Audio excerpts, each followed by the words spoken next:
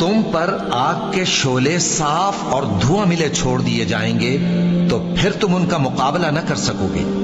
تو تم اپنے پروردگار کی کون کون سی نعمت کو جھٹلاؤ گے؟ پھر جب آسمان پھٹ کر تیل کی تلچھٹ کی طرح گلابی ہو جائے گا تو وہ کیسا ہولناک دن ہوگا،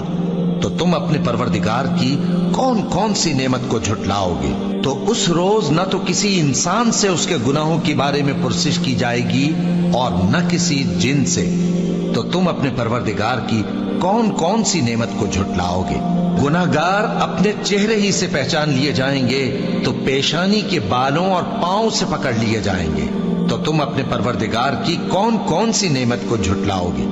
یہی وہ جہنم ہے جسے گناہگار لوگ جھٹلاتے تھے، وہ دوزخ اور کھولتے ہوئے گرم پانی کے درمیان گھومتے پھریں گے، تو تم اپنے پروردگار کی کون کون سی نعمت کو جھٹلاؤ گے؟